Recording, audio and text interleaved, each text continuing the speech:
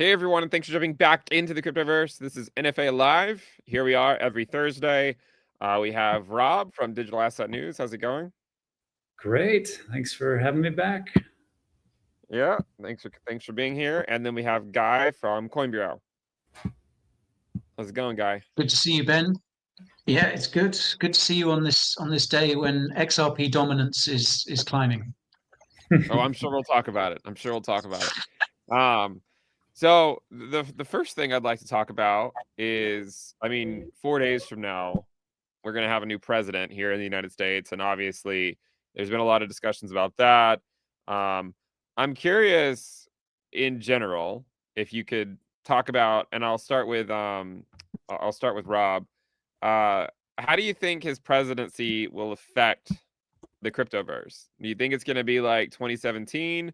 Do you think it's going to be different? What are your views about 2025 for the cryptoverse after Trump takes office? It's a good question, and let me consult my crystal ball, see what it says.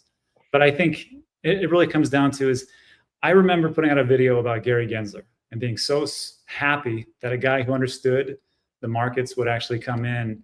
And I said, hey, this guy, he teaches at MIT. He knows what it is. He even said that 70% are not ICOs and these things are commodities. And I was like, this is a pretty great guy, and it's going to work out pretty well. Well, it went horrible. And the guy's stepping down in 5 days. Thank God for that. But on his way out, he just sued Elon Musk for securities violations when he bought Twitter, now called X. And then he actually put in an appeal for the XRP case to have registered as unregistered securities. So that guy, first of all, it's a pretty D move to do as you're on your way out. Why don't you just step aside and let people do the thing they're supposed to do? But off of that rant, to answer your question, as we go through everything that we've done, especially in the markets, we've all learned some things, right?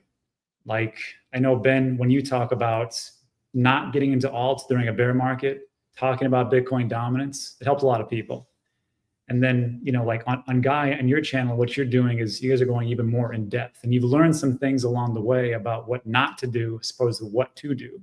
And I think what Trump learned, and he's talked about this on numerous shows and numerous press conferences, he goes, and he doesn't say he makes mistakes lightly. He's like, I did not do a good job in picking my cabinet. And the people I need to surround myself with are the people that I'm going to really rely heavily on. And if you just look at who he's surrounded himself with, it is nothing but a bunch of pro-Bitcoin and pro-crypto people. Does that mean he's going to be awesome? I sure hope so. But I mean, if we take a look at, the Vivek Ramaswamy, heck, even the vice president has like $500,000 worth of Bitcoin personally. And then, of course, if we take a look at the senators and the people that are in charge of Congress right now in the House, it's looking pretty good. I've been around since 2017. You guys have been here before me. I've never had a president be bullish on Bitcoin. I've never had the majority of Congress be pro digital asset. So if this doesn't work out, I don't know what the heck it would take to really make things very bullish. I mean, we've got pretty much everything in line. Now, all we got to do is just make sure the Fed doesn't screw it up. We can hope. Guy, what are your thoughts? Do you think it'll have a big effect when he takes office, or will we just kind of keep doing more of the same? I think it will have a big effect, but it kind of in relation to what Rob said about Gary Gensler, as an industry, we've been burned before. We've had bad experiences in the past. So I think before we get too carried away, we need to be sure that he is going and he is able to follow through on some of the promises that he's made. So I mean, we're seeing a lot of chatter about him signing executive orders kind of related to cryptocurrency on his first day. If that happens, great. I mean, if that happens, the kind of the gloves are off in a way. In this, how high we could go after that is hard to say, because I think that would be such a statement of intent. But until he starts signing executive orders, I think we need to, I think we just need to sort of temper our expectations a little bit. As regards a strategic Bitcoin reserve. Whether that will actually happen, again, I'm not sure. He could just stick to holding on to the USA's current stack of Bitcoin, which itself would be bullish. But again, I think just the fact that this conversation is being had, and it is being picked up by other countries, it's being discussed by, I think, 7 or 8 separate US states now are talking about creating their own strategic Bitcoin reserves. So I really get the feeling that whether or not this happens, that genie is out of the bottle. That is, the fact that that conversation is being had is incredibly bullish. Going back to the SEC, what happens now? Paul Atkins is lined up. Will the agency, will they drop their cases against the industry? Are they going to come in and completely clean house in the wake of Gary Gensler? Or will they just drop some of the cases? Will they keep them all open? That, I think, is going to be very instructive. And as I understand it, these picks that Trump has nominated for places like the SEC and the CFTC, these are all very well, but they have to be approved by Congress first, if I understand it rightly.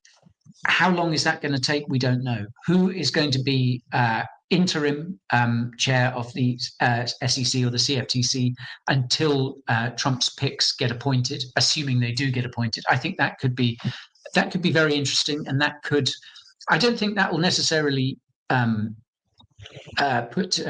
the wind out of Trump's, the sails of Trump's crypto plans, but it could sort of hold it up a bit. So, are we going to see everything happen on day one?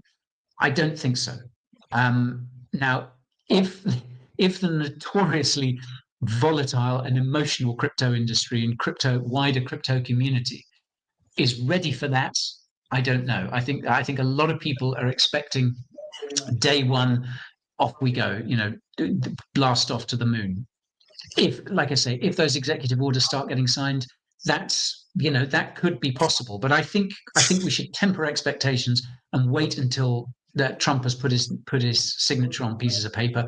Wait until we know for sure who is taking over at places like the SEC and the CFTC, and see what they actually do. Because again, going back to what Rob said, we thought Gary Gensler was going to be great, and he turned out to be the absolute opposite.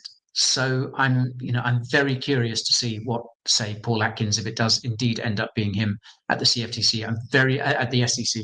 I'm very curious to see what his first order of business would be, and I think that will tell us an awful lot. So, do we have it on record that you're saying Bitcoin won't be $1 million a coin in 4 days? I don't want to sound too bearish. No, I don't think we're quite there yet. But certainly, I mean, look, I don't want to sound too bearish, because I think the outlook really is genuinely as good as we could hope for.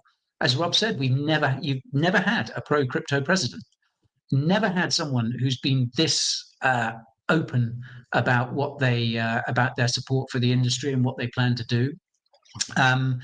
And all I want to see is that he follows through on it, because he's a politician at the end of the day. And again, as Rob has said many times, politicians, they talk an awful lot. They say an awful lot of things. Now it's time to act. So I hope he does, and I think perhaps he will in time. But day one, let's see. Do you think, the next question is, do you think he's going to pardon Ross Ulbricht? Because he talked about that back during the last year. I think he. Correct me if I'm wrong, but I think he said he would pardon him. You think that's going to be on the cards for his first few days in office? And the crypto community will probably look to see if he's going to do that. What do you think? You think that's going to be one he follows through on? Is that to me or Rob? You, either. Me. Yes, I think he will follow through on it, because it's there on. I think he said it at the Bitcoin conference. I think he said it in that keynote speech. So there's video of him saying that he'll do it.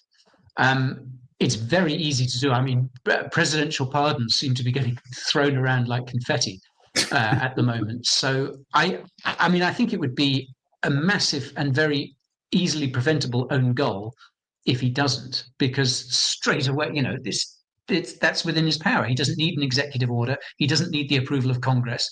He can do it. He's promised to do it. There's film of him promising to do it, and I mean, I think there's a very strong case. Like, you know, you might plenty of people think Ross Ulbricht deserved to be punished for what he did, and I would say that perhaps he did, but he has been. I mean, he's been in jail for a long time. Did he deserve 4 life sentences plus 40 years with no possibility of parole? Absolutely not. So I think Trump should do it, and I think he'd be crazy if he didn't. It would be such a bad way to start things off. So yeah, if I was Ross Ulbricht, I'd be quietly confident. Yeah, I think what you said makes a lot of sense. Like, if he's gonna do it, he should also do it early on. Right? There's no sense in making them wait like 4 years or something and then doing it at the end. It would make more sense to do it. Yeah, It's one of those easy promises to keep. In fact, maybe the easiest promise to keep, because I mean, it's just he's pretty simple thing to do. Like, that's a lot easier than, say, a strategic Bitcoin reserve. That takes a lot more work, a lot more time. Yeah, Rob, I don't know if you have anything to add to that. No, I just wanted to tell you that if you take a look at the odds makers over at Polymarket, it's looking like the January 6th people, he's going to pardon first, and then there's a 74% chance he's going to pardon Ross Ulbricht. So if you're a gambler, those are really good. Those are really good odds. If you're a gambler like my friend Bobby, maybe you want to get into that. I don't know. But I would take that January 6th. Not the Ross one. I mean, 3 quarters up, 1 quarter down. Sure, why not? I like how Sam Bankman-Fried has a 4% chance. Hey, anything's possible. I like this one where he's got it as Hunter Biden at 4%, but he's already been pardoned, so whatever. Oh, what's curious before we get on? I am curious to see the outrage that we're going to see from the people when he pardons Ross Ulbricht. And I'm not saying Ross Ulbricht is the most innocent person in the world. So you can do your own research on what he actually did and everything else. But like Guy said, I mean, come on, multiple life sentences? I don't think so. Well, I'd add something to that, Rob, and say that actually, I think that the fact that the January 6 protesters seem to be in line for a pardon as well, I think that will, if he does it all on the same day, which I kind of assumes that he would, I think that will take all the heat off the Ross Ulbricht thing. I don't think the mainstream media will pay any attention to that at all, because I think there'll be such an outcry, from the sort of left-hand side of the spectrum about the January 6 protesters. I think Ross Ulbricht will go relatively unnoticed, except in the crypto community. So again, that's another reason why he could do it, because he's got, I think people's attention will be diverted elsewhere. It's like, look what's happening here as I do things over here. Yeah, exactly. One thing that I've noticed recently is that it kind of seems like Bitcoin's price action makes big moves around certain dates, like nice rally out of the CPI print, kind of a dump after the labor market print. I'm curious. I'm curious about that. My question is, and Rob, I'll start with you on this one. Do you think Bitcoin is making these moves around this macro data now because it's sort of in the big leagues now? It's more tied to traditional finance than it used to be. Do you think that we're just simply assigning a narrative to price action that doesn't really need one? Or do you think it always mattered and the Cryptoverse just didn't pay attention to that stuff? I'm kind of curious what you think, because obviously people focus on these things, these big events, right? On CPI day, everyone's talking about it, right? On labor market day, everyone's talking about it. Do you think Bitcoin cares more about that stuff than it used to, or we're just now following it more than we used to?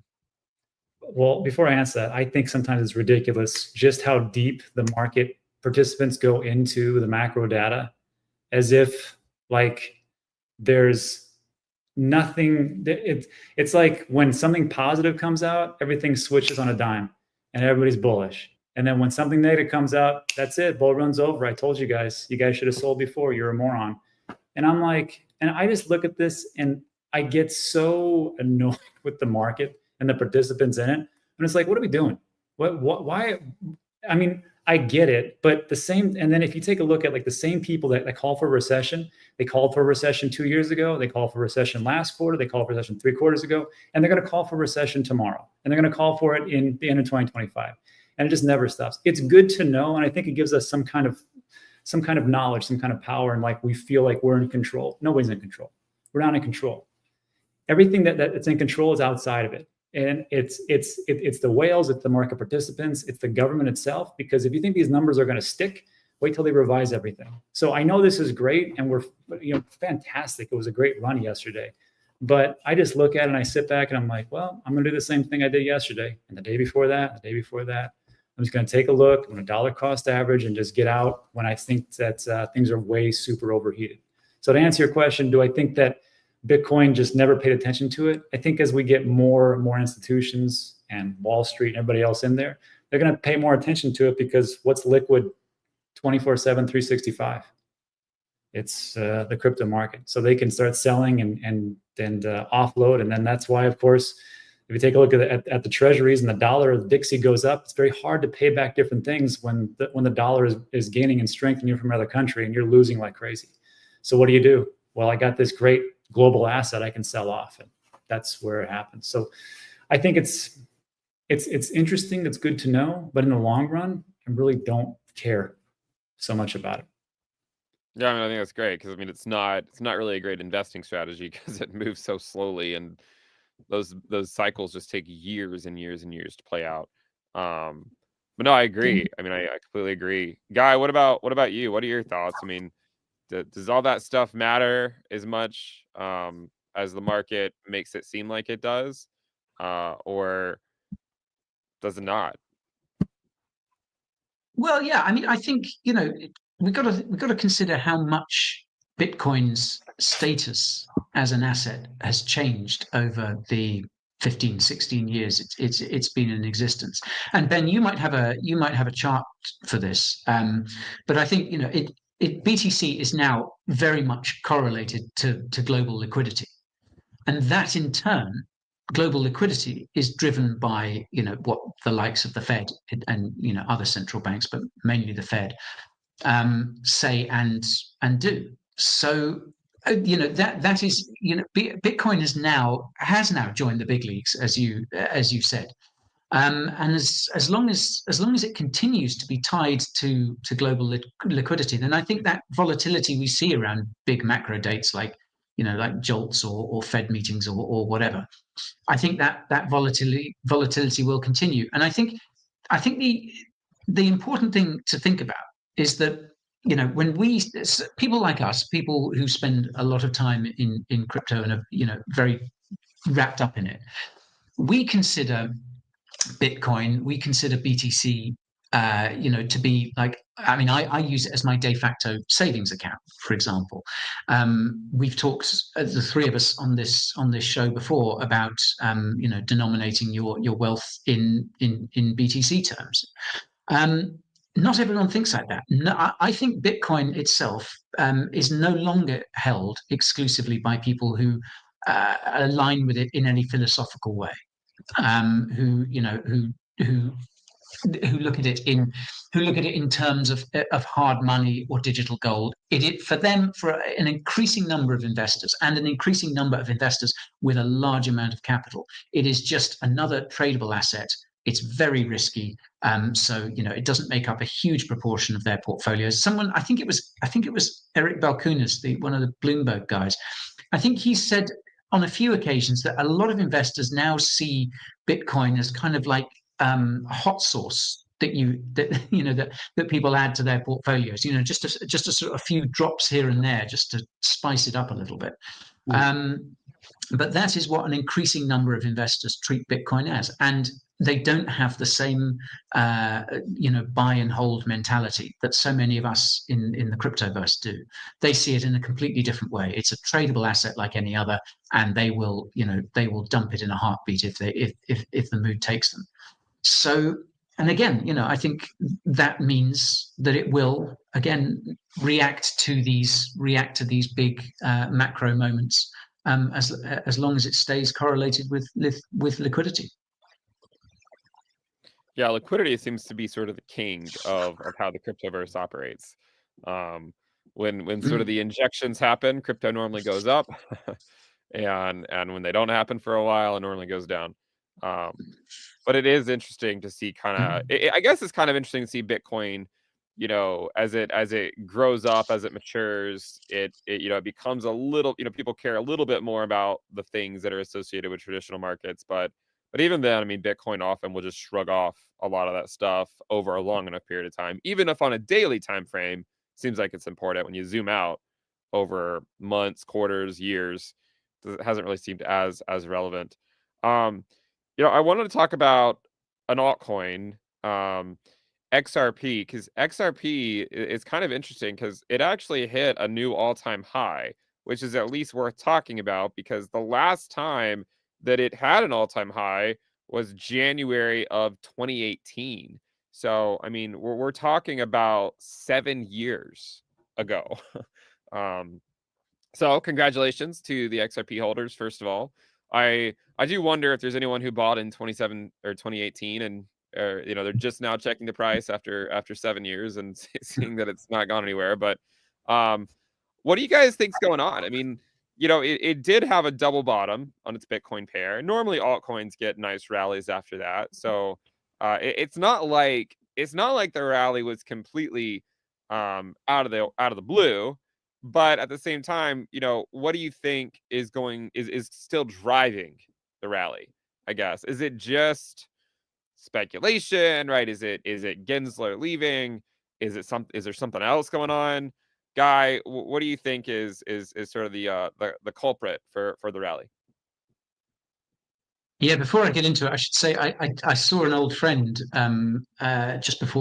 shortly before Christmas, and he was asking me about crypto, and he said, "Oh, how's XRP doing?" And I said, XRP was doing pretty well there because it was post-election. And he was like, "Wow, I've still got a huge bag of that from 2017." So I'm expecting a message from him any moment now. But he said, I said, "Are you going to sell?" He's like, "No, I think I'll hold on to it a bit longer." So, but that kind of brings me on to one of the important things about, because I think at the moment, like XRP it seems to be in a kind of golden spot where it's benefiting from quite a lot of different catalysts, most of which on their own, I think, probably wouldn't be enough for most altcoins out there. But XRP, I think, is a little bit different. And it's like I say, there are so many of these catalysts. I think the most important thing about XRP is its community. I mean, these are the fact that XRP traded sideways for years, and these guys have not only held on to it, but are now buying a heck of a lot more. I mean, I'm sure there are new buyers coming into the market. We'll talk about that in a minute, because I think new buyers obviously are something. I think new old buyers, people coming back to the market, I think this could be a very important factor. But yeah, I think first and foremost, the XRP community is strong and very, very resilient. And as you said, congratulations to them. They're reaping the rewards. And it's interesting. XRP search results flipped those for Bitcoin on Google. Shows you just how much interest there is in this. And obviously that's not the XRP community. That's obviously, that suggests new buyers. I think as well, Ripple is an American company. Brad Garlinghouse, the CEO, I should have saved the tweet. He tweeted a picture of him. I think he had dinner with Trump at Mar-a-Lago last week or over the weekend. So Ripple is benefiting from the Trump effect. Ripple's arch nemesis. Remember, because Gary Gensler has been crypto's arch nemesis, but really, if any one project, any one company has borne the brunt of the Gary Gensler regime, it's Ripple. He's now on his way out of the door, as Rob said earlier, with a few cheap shots as he leaves. But I don't think that's going to slow it down.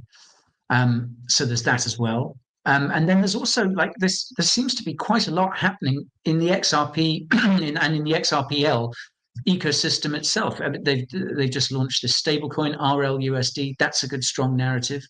There's the XRPL EVM sidechain, which is launching as well. So there's, bringing EVM, Ethereum virtual machine compatibility to the XRP ecosystem. And yeah, like I say, I think there's a lot of, my theory is that there's a lot of returning retail people who tuned out in 2022, still holding bags of XRP, or maybe they sold, but are coming back and are reconnecting with crypto, and I think are buying in a lot of senses what they're familiar with. XRP is obviously very visible. It's right up there. You look at CoinGecko, it's right up there in your face in the top 10. It's got a relatively low price tag compared to things like Bitcoin and Ethereum. Obviously, those of us who've been in crypto for a while know that price tag isn't everything, but for a lot of people, that'll be the first thing they see and go, oh, $2. Well, I mean, it's, as you say, it's closing in on its all-time high now, but it's still quote unquote cheap compared to Ethereum or Bitcoin. So I think a lot of people are coming back and just going, oh, XRP, I remember that. Hit buy. I mean, there's now talk that it could flip ETH, and like, if you'd said that not long ago, you would have been laughed out of town. And I think, given the problems that Ethereum is having, the fact that its community seems very, very demoralized, would you bet against it? Looks like XRP's market cap would have to a little more than double to flip Ethereum. Yeah, it could happen. I mean, it's in striking distance, I guess. When it moves, Yeah. it can certainly move quickly. So who knows? Yeah. If Rob, capital rotates out of ETH and into XRP, makes it even easier. Yeah. Yeah. And just Rob, what are your thoughts? What do you think's the reason? Well, first thing is that I sold most of my XRP, so boo Rob, and boo Rob because he's awful and he sold his XRP. Look, I held it for as long as I could. I sold it, but most of it, not all of it. But this goes back to like what we were talking about as far as like what's the killer use case, and we talked about this, I want to say 2 months ago, and Guy brought up a point. He said killer use case for crypto digital assets are payments. Not very sexy, but it's what people need globally. And I thought about that. I thought about it a lot, and we talked about stable coins and such. But let me ask you guys a question. Guy, for you being in the UK, when you lived in the UK, I mean, you go back and forth. How long does it take for your bank to transfer to another bank? I mean, do you remember like to transfer funds? It used to take a while. It's actually now got quicker. I've noticed that it's actually fairly quick to transfer from a UAE. I'm based in Dubai now, but a UAE bank account to the UK, I've noticed has sped up a lot. But I think that's more a matter of which banks I'm using. I'm using two fairly sort of large banks that have the sort of correspondent banks connections. I think if I was trying to transfer money to a smaller bank in a less developed economy, say, could take a lot longer. Well, yeah, because the reason I ask is because I was blown away because I was bitching and complaining about banks, and people were like, what's the problem with it? Because it takes us like less than a day. And I was like, no. I have like multiple banks. I have Bank of America, I have Chase, I have USAA, and a couple of different credit unions. I go, do you know how long it takes for me to transfer my own money from one to the other? I go, it takes over 24 hours, sometimes 48 hours. On the weekends, it's not even going to happen. So like the people in the EU were blown away. People in Australia, like, why does it take so long in America? You guys are supposed to be like the top of the financial chain. I'm like, not the banks suck.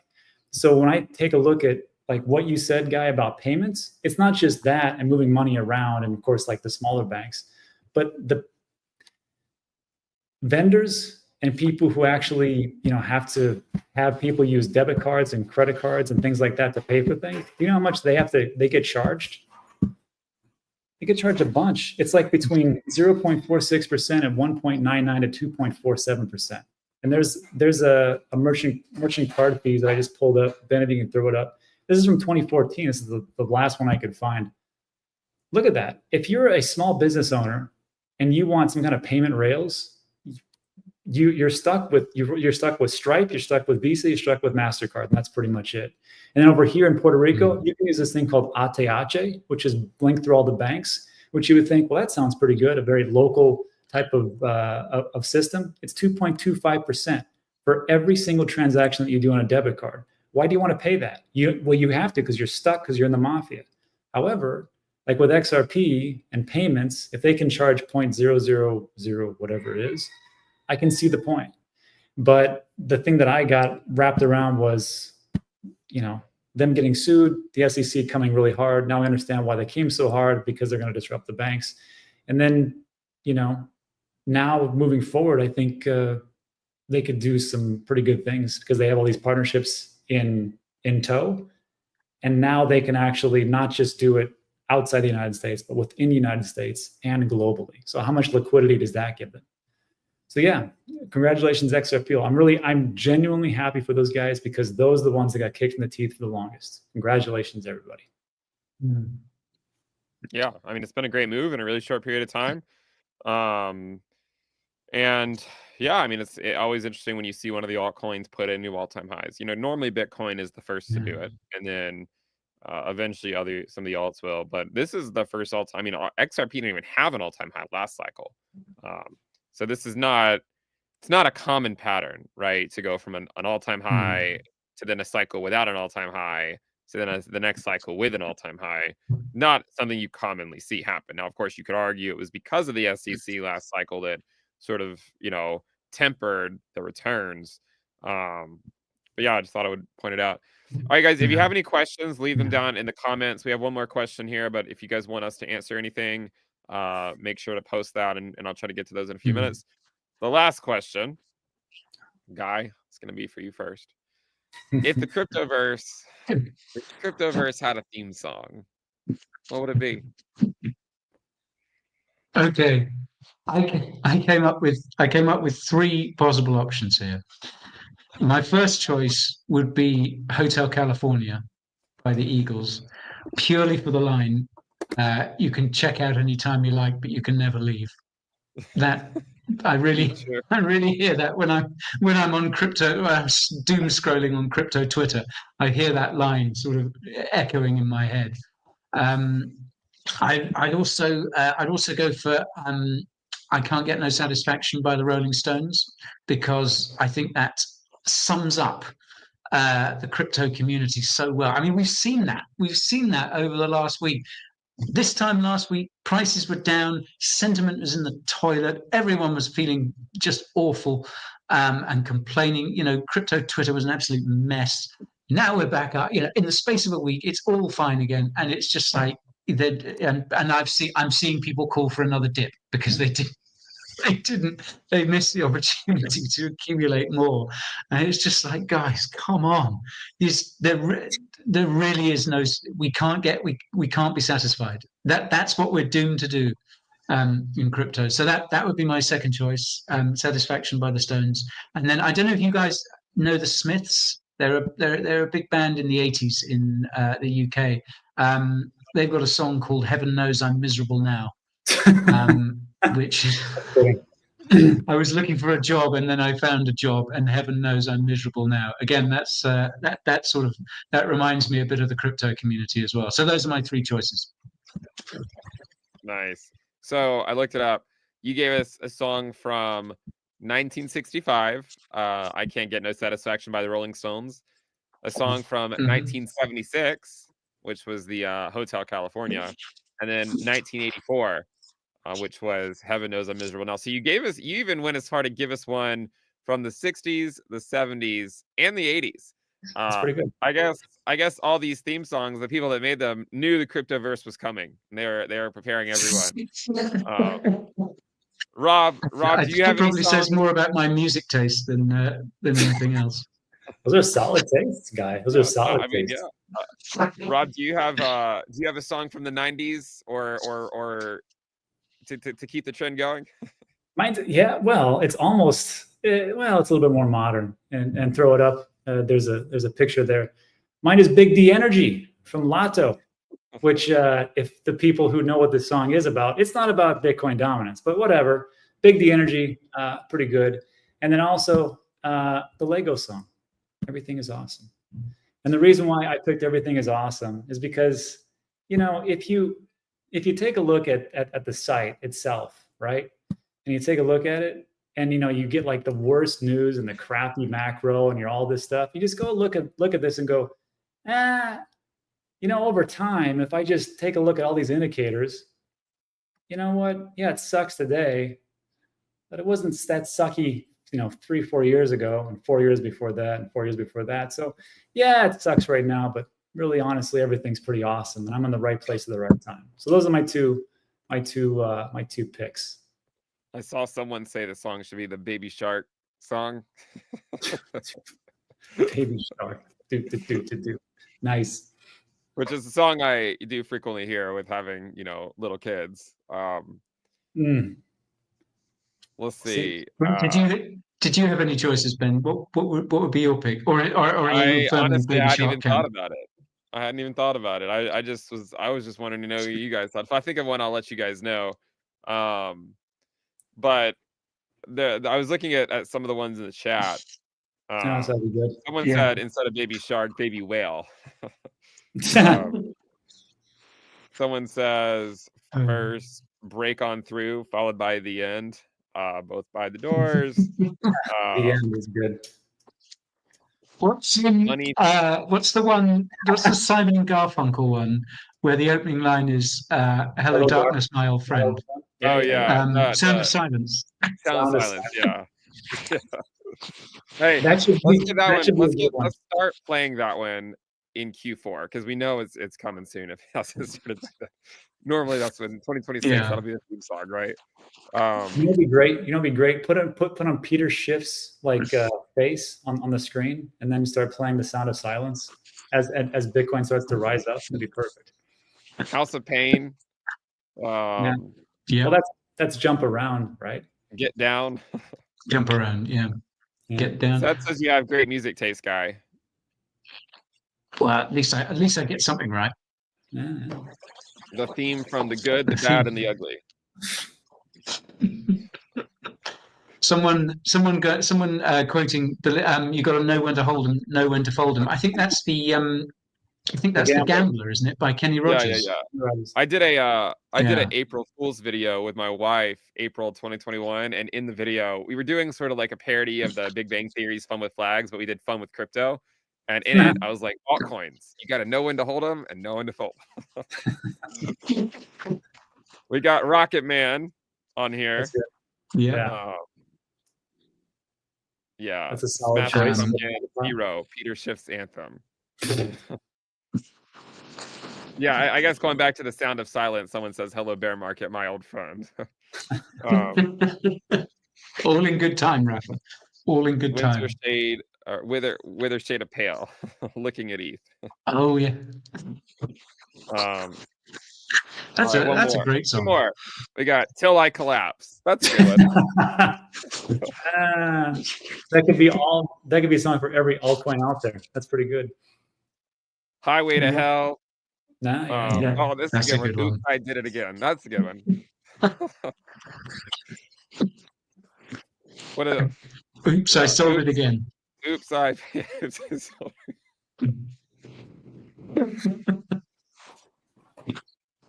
Oh dear. The moon and back. We're having too much fun with this. I'm sorry, I was gonna stop. Yeah, those are good. They just keep How low can you go? Fly Me to the Moon. Tainted Love. Moon. I mean, it's kind of this point when you realize that like every song could apply to crypto, I guess. Yeah. Can You Take Me Higher? That's a good one. No Regrets. Welcome to the Jungle. Yeah, that's a good one. That's a good one. That's good for anyone new to it. It's like if you're just tuning in, welcome to the jungle. This is one. It's like the Feel No Pain. It kind of reminds. It's like the sort of the meme of like the stock market drops 5% and everyone freaks out and Bitcoin drops 30% and like the crypto holders are just like, this is a Tuesday. What are you talking about? You sort of become numb to the volatility after a certain period. I think you kind of just wake up knowing that literally anything could happen.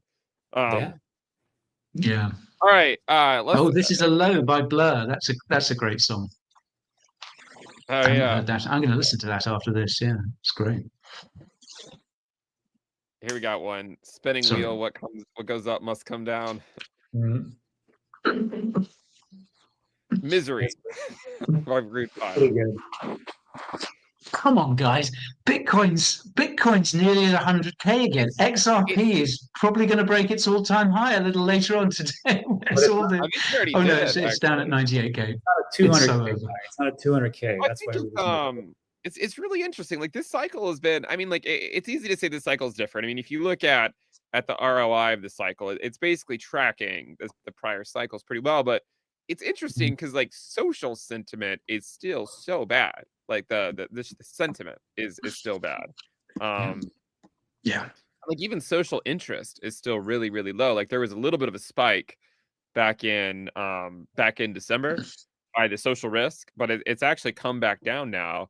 I think the main reason is that like until you really get a true alt season, retail just doesn't come back. You know, like if it's just like one or two coins moving, or if it's mainly Bitcoin moving, you know, a lot of retail holders, while they like to say they hold Bitcoin, they mostly just hold altcoins. So they're not really as interested in Bitcoin going up 10%, right? Because they're more interested in their altcoin going up, 500%. But it really is, it's really been an interesting cycle to see that kind of phenomenon play out where like the retail interest is so low, even though Bitcoin is nearly at 100K. I know I asked people what were some good questions, but now I'm having a hard time finding them because of all the songs that were posted. I have to Still scroll some like absolute bangers coming up there. Yeah. Gosh, there's so many. I'm gonna have to go back later and read these. Yeah. If I could turn back time in brackets to 2008. Hell yeah. Let's see. Simply the best.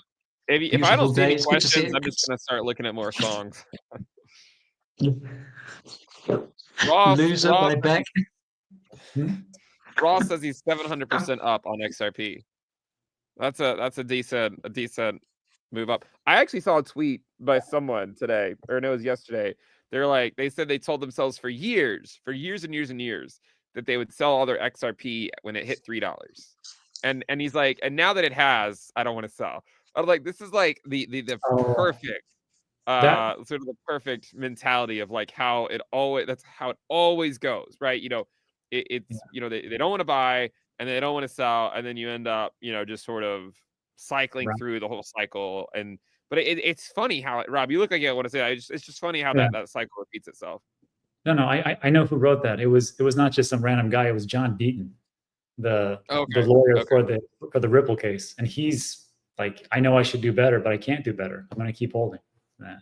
I mean, but it's like you can kind of sympathize. Like if you've been like if you're an XRP holder and you held it for like 7 years, right, and now it's hitting an all-time high, and you told yourself you would sell when it hit an all-time high, and now you're like, well, what if you're waiting 7 years and what if this is sort of leads to a bigger break? I mean, you can kind of understand where the feeling comes from, but it also goes to show you why you need to have a plan and stick to it rather than figure it out as you go along. Because when you figure it out as you go along, normally you end up looking back and regretting it and being like, why didn't I just stick with my plan? This is why it's hard. This is why it's hard. So I've had lots of people say to me in the past, it's like, yeah, buy low, sell high. It's not rocket science. You're damn right it's not rocket science. But your emotions get in the way. Like we've all been there, and like there'll be so much of that this cycle. People will just be like, people will be losing sleep over the fact that they've made money, over the fact that they're in profit.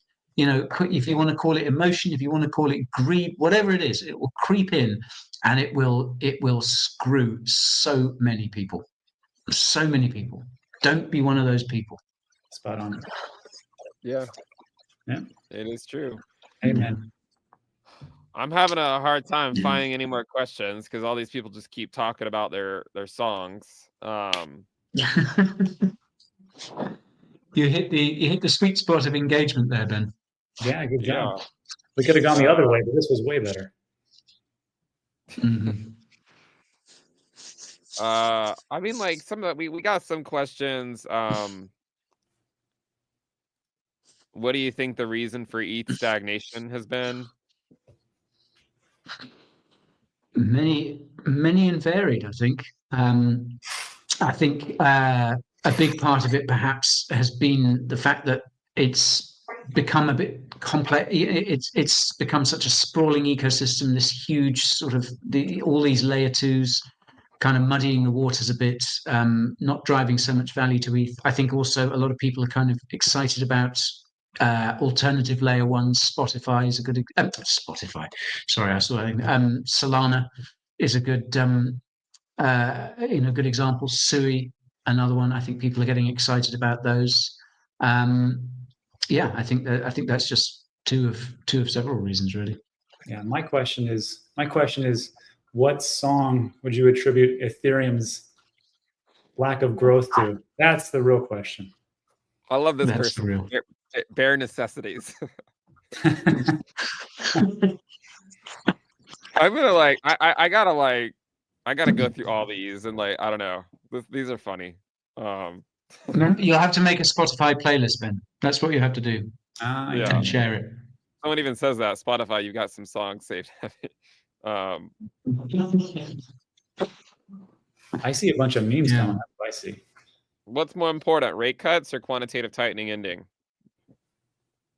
Oh, that's a good question. This is different than last cycle. So this is one way that this cycle has been different. Is the last cycle QE and rate cuts began at the same time. This cycle, Powell told us that would not happen, and he was correct. It has not happened. Rate cuts began in September, and every meeting we all tune in to hear him say that QE is beginning, and he says, he gives us the he basically says, "I'll screw the degens, no QE." And QT continues. So, yeah, what's more important, you guys think? Rate cuts or QT ending? I would think in the short term, a rate cut, because I think that's what would grab headlines. But I think actually in the long term, QT ending. I would argue too, it might also be dependent on the amount of rate cuts, right? And the amount of QE, because it's not exactly the same thing. 200 basis points of rate cuts is obviously a lot more than just a 25 basis point rate cut.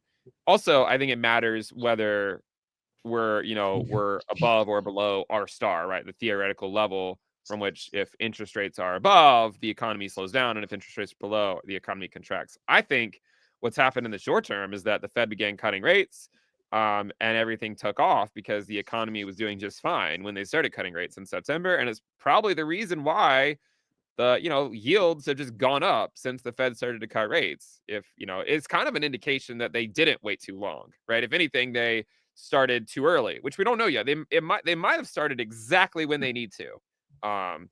It could be they started exactly when they need to avoid a disaster. So it's either they started when they needed to or they started too early. Stay tuned later this year and we'll find out. Let's see, any more questions? We still have a few more minutes. It's a great song pick come up. What was it? Everybody Hurts by REM. As a song for the crypto. Well done, not your alt, Dan. I often joke with people when I talked about Bitcoin dominance, for the couple years, I'm like, I'm not talking about your alts. This is not your alt. It's never going to give you up. Yeah. Again, an absolute banger. Living on a Prayer by Bon Jovi. Hell yeah. That's a good one. We're halfway there. Yeah.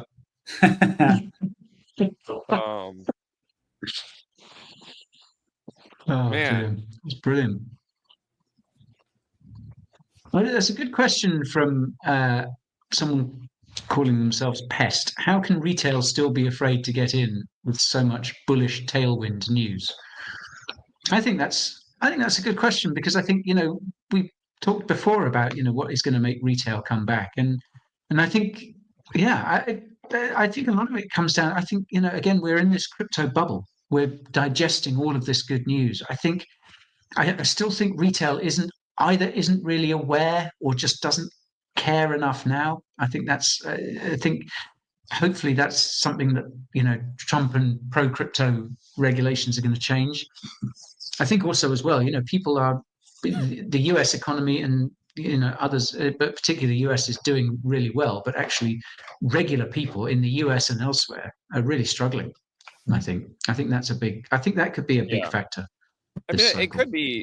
could be that people want to, but they just can't afford to, you know? Yeah. And Yeah. if you can't afford to, if you don't have the luxury to go out and buy crypto, then you're probably not going to want to tune into people celebrating the prices going higher, you know? So that could have a lot to do with it. And I also think a lot of it is, and I mean, I think one reality is just that, you know, Bitcoin has hit new all-time highs, but a lot of alts have not. And last cycle, we didn't really see retail come back until the altcoin market was surging beyond new all-time highs.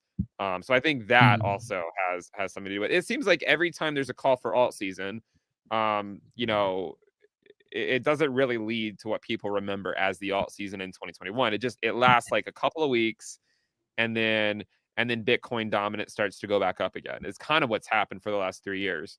So I think it's just people are getting tired of you know, just sort of waiting, and when I think that has a lot to do with it too.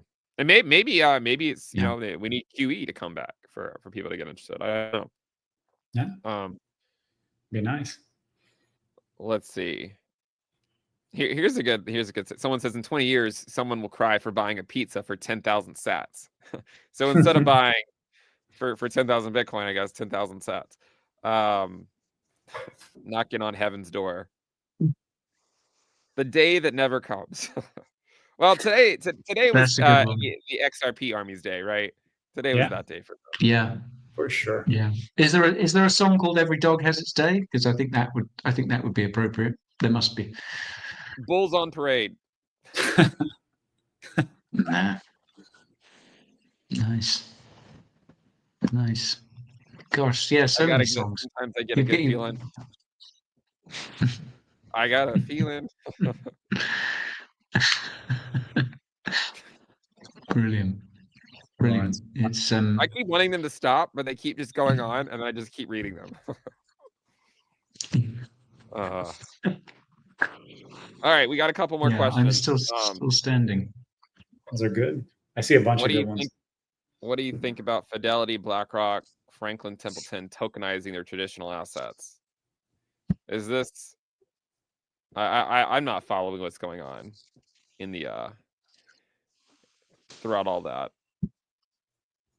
I mean, this has been talked about for a long time. This is obviously the RWA narrative that right, but I haven't been following it. Yeah, I mean, it seems to have, it kind of periodically sort of comes in I think comes in waves. You know, people get very excited about it. There's huge potential there, and there's a lot of projects kind of in that field. What Nick and I at Coin Bureau are always talking about is, and others, is just like, if these guys are going to tokenize assets, are they going to do it on a public blockchain? BlackRock, you might say, BlackRock is already using Ethereum, so maybe they are. But it still comes to, I still kind of think it's like, or are they going to do these on private permission chains that they control? And I think that, for me, is still the big question when it comes to RWAs. I think there, I might be wrong, or maybe they will go on public chains. Maybe they will all go on Ethereum, like BlackRock has done. But I'd like to see more evidence of that. Now you're just an altcoin that I used to know. That'll be a good thing. I shouldn't be allowed. I shouldn't be allowed to have this much fun this early in the morning. I saw a question. I had it up a minute ago. I don't know where it went, but someone asked if Rob should be. Oh, here it is. Rob will have to jump into the pool every time Bitcoin goes above 100K. That gets expensive. Because I got to pay the guys on Fiverr to superimpose me into this green screen. It's very difficult. So if I'm making money, sure. Yeah. Okay. Every altcoin. You're just going to be down there in your office listening to music all day, Ben. You're not going to get any work done. I kind of don't even want to end the stream. I kind of just want to let it go. and then just keep like laughing all day at all the different recommendations. But all right, guys. It's been about an hour. Why don't we go ahead and wrap it up? I guys appreciate everyone tuning in, but next week it'll be on Rob's channel. Week after that it'll be on Guy's channel. They're sort of the secondary channel. Is it called? Is it more Coin Bureau, or is it Coin Bureau Clips? Yeah. No, it used to be Coin Bureau Clips, and we renamed it to More Coin Bureau. Okay. All right. So Yeah. check out those channels. Links are in the description below. So again, we'll be on Rob's channel next week, and it should be an interesting one next week because it'll be the first NFA after the inauguration. So we'll at least get to see, what's happened over the last, at least the first few days of the new administration. Yeah. But thank you guys for tuning in, and we will see you guys next week. Bye. Thanks, everyone. See you soon.